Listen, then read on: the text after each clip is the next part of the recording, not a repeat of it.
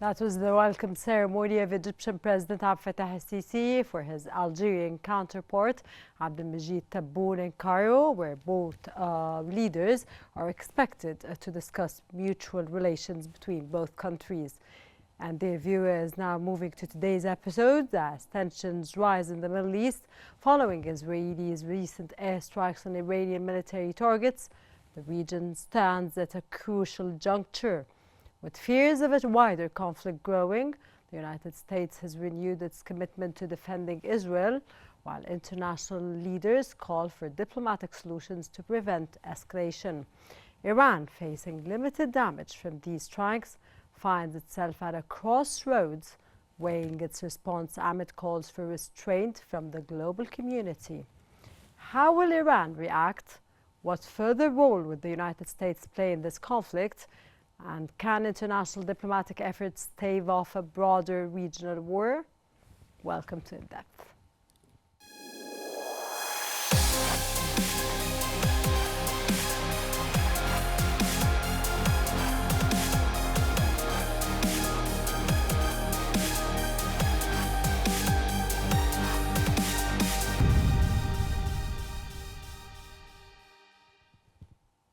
After Israel's attack, the world wonders that Iran's response would look like. What it would look like, according to the Washington Post. Iranian authorities have characterized the Israeli strike as limited, saying attacks inflicted only minimal damage without elaborating. In addition, Israeli military said it targeted missile manufacturing facilities, surface-to-air missile arrays, and Iranian aerial capabilities. However, the newspaper also highlighted Iran's foreign ministry statement that the country was entitled and obliged to defend itself against external attacks, but that it was also cognized of its responsibilities for regional peace and security.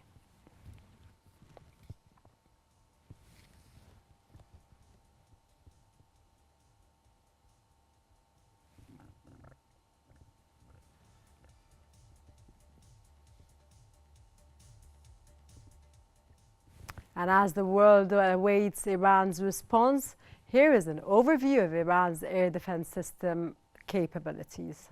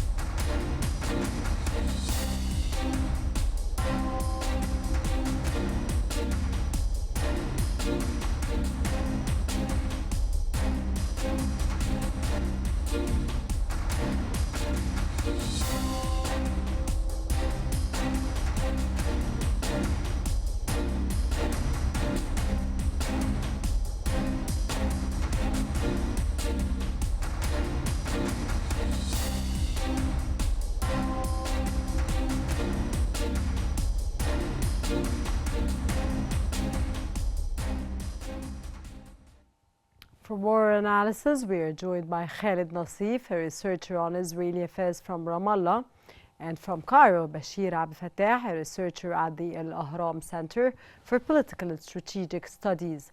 Welcome, and it's a good day to have you with us on the show today to oversee what's going on in the region. And we start off, a very good day.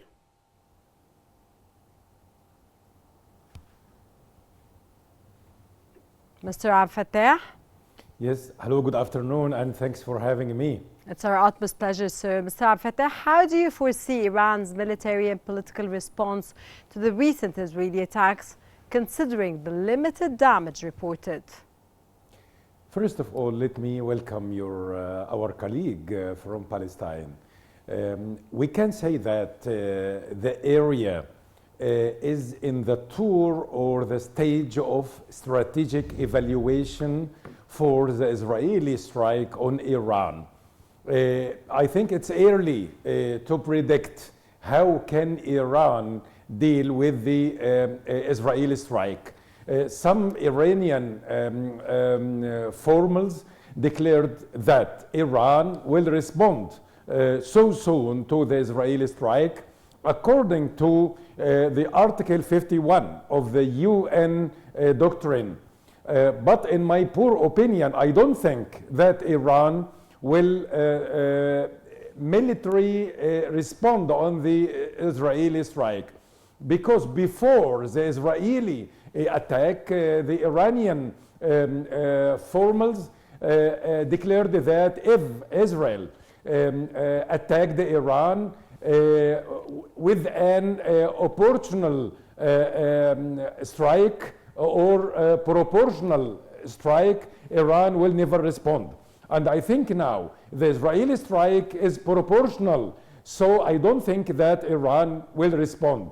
In addition to that, the Americans put pressures on Netanyahu in order to reduce the strike against Iran, so as not to avoid the nuclear reactors and also the oil institutions.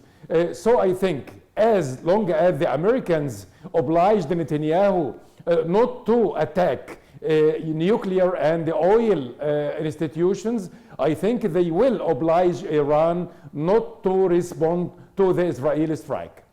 Sir, was there any indication that Iranian intelligence had prior knowledge of Israel's planned airstrikes, and how might this affect their operational readiness? I think the Americans intended to do that because before this process, the Americans asked the Israelis to keep them up to date of what the Israelis planning to attack Iran. But Netanyahu refused to share the American administration's any plans or projects to deal with the Iran.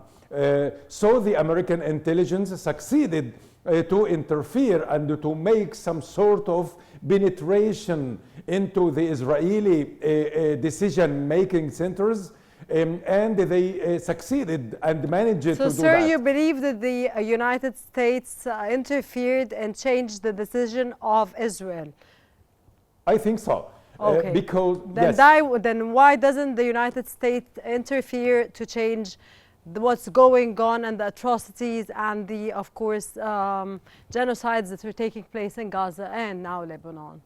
It's a different issue because the United States and the Biden administration is supporting Netanyahu and Israel all the time according to what's happening in Gaza or South Lebanon. But Iran is something different. Iran is a state with sovereignty. Iran is an organized army, not a militia.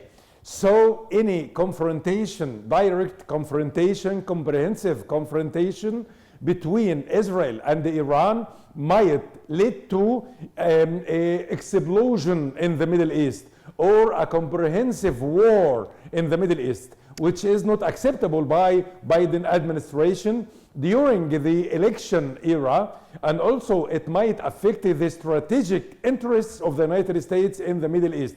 So they tried to classify or to divide or to separate between what's happening in Gaza and South Lebanon and the confrontation, the military comprehensive confrontation between Iran and Israel. It's something different. That's why they interfered in order to put pressures on Netanyahu not to expand the confrontation with Iran. Mr. Abdel Fattah, given the state of affairs at the moment, do you see us moving further from or closer to the agonizing possibility of regional war engulfing the entire Middle East? Till now, we can say that everything is under control. I was afraid of the Israeli strike against Iran. If Israel attacked the nuclear reactors or the oil institutions, I think this might lead to a regional confrontation between Israel and Iran, and it might track many other regional actors like Syria, like Turkey.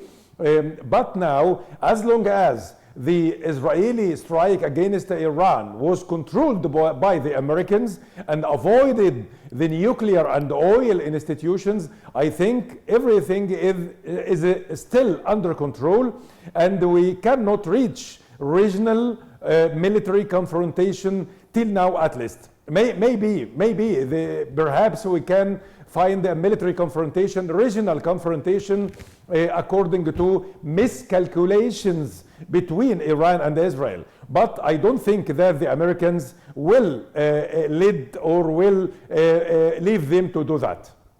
Sir, of course, Mr. Bashir Abdel Fattah, thank you very much for your informative knowledge, and thank you for adding value to our program. A researcher at Al Ahram Center for Political and Strategic Studies. Thank you very much for being with us in our show In Depth today. And we move on now we're joined by Khaled Nassif, a researcher on Israeli affairs from Ramallah, I would like to ask you and start with you a question, sir. A very good day, and it's a warm welcome to have you with us on the show. Good afternoon. Very happy to be with you and to be with your dear audience. Thank you. Sir, did the United States manage to rein in Israel and force its hand to scale back the scope of its retaliation against Iran? And if so, why isn't the United States applying the same amount of pressure to force Israel to accept a ceasefire and an exchange deal in Gaza and Lebanon, since it could, apparently?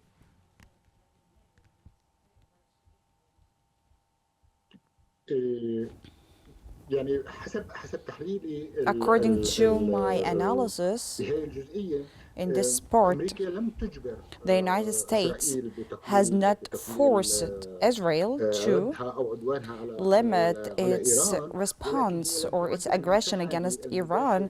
However, the United States did not support the Israelis as much as they hoped in this aggression in particular. And according to the initial analysis that Israel alone cannot attack the nuclear establishments or the oil facilities or any strategic institutions in Iran without the support of the United States.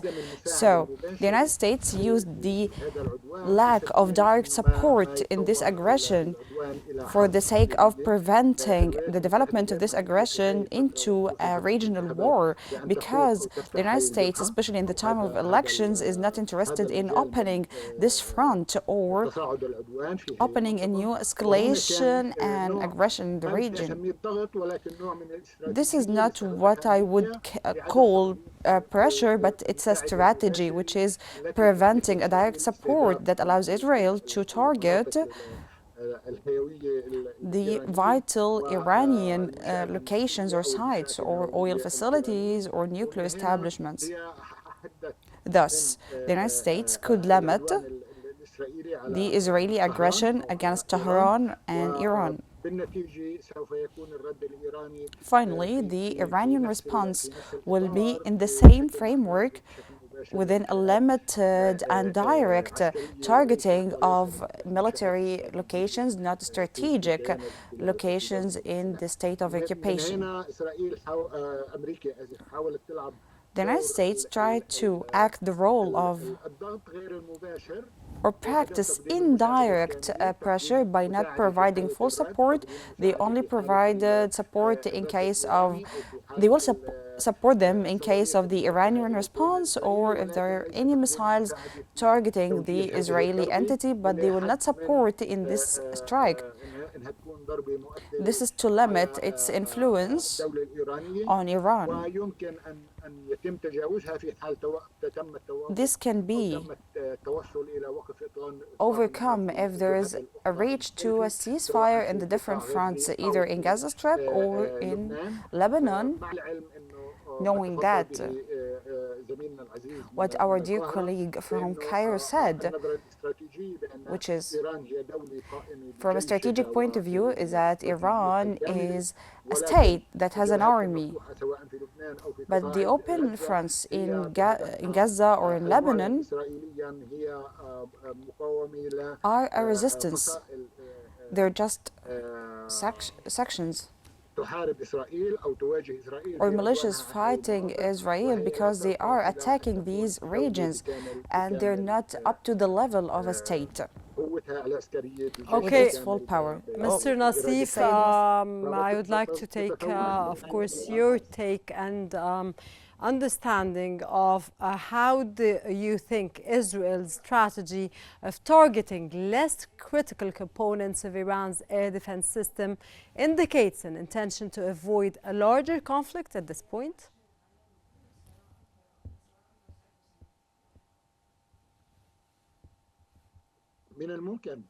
It's possible at any time that this conflict would develop.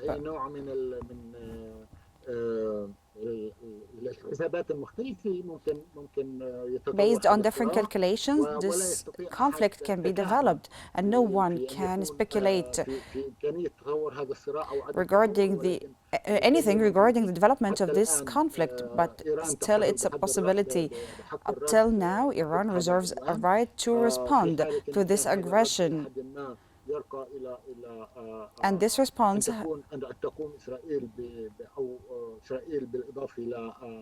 against Israel,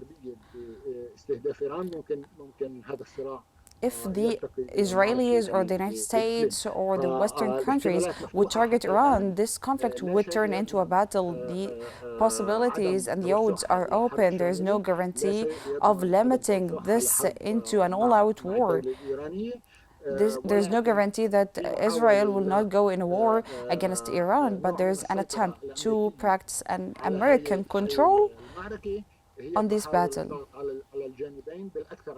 because the United States is trying to practice pressure on the resistance or on the Arab side. But at certain moments, the United States tried to practice pressure against Israel.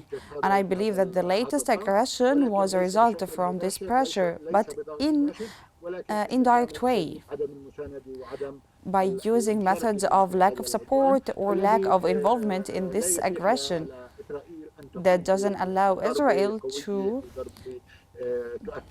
target a strong strike that would affect the strategic development of this war. I think the possibility of having a war is still open. Things can be calmed down if there's a ceasefire. If there's a ceasefire, we can say that this war has stopped and it will not be further developed in the future. But as long as these fronts are open, including the front of southern Lebanon and northern Gaza, in addition to the actions taking place in Jerusalem and the West Bank, so the possibility of the war will still exist, but we do not know when it would develop into a full explosion.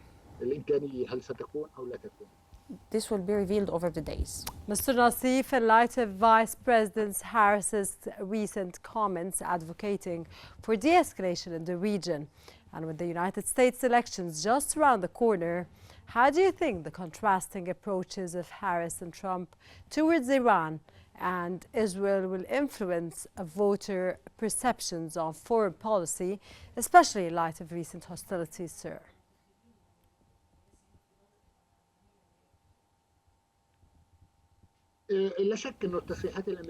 Doubtlessly, the American statements and comments recently comes within the framework of the electoral process and attracting votes by both either Kamala Harris or Donald Trump. Regarding the strategic vision, who takes the final decision in the United States? It's the deep state represented in the Pentagon and the security, strategic, and military institutions in the United States. Regardless who will reside in the White House later on, they will not be able to exceed what I can call the leaders or the recommendations of these institutions that mainly serve the interest of the United States of America regarding escalation or lack of it. Sir, the interest of the United States of America is the interest of Israel at this point.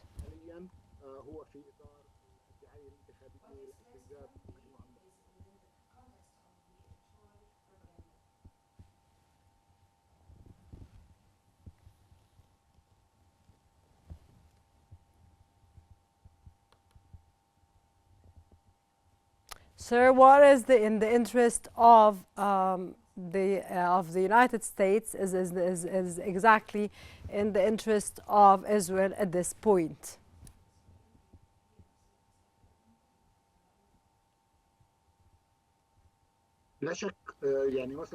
Definitely. Israel's interest is linked to the United States' interest, and I believe that in general and in this period identified its main interest in the Middle East, which is the existence and domination and the strength of Israel in this region. That's why they provide the direct military and diplomatic and economic support to the Israeli entity. So the Israeli entity would be dominant in this region according to their own vision. Okay, sir, I'm very sorry. We're running out of time. I had a lot of questions that I need to ask you, and I needed your informative knowledge, but sir, we have to wrap up this episode. That was Khaled Nassif, a researcher on Israeli affairs from Ramallah.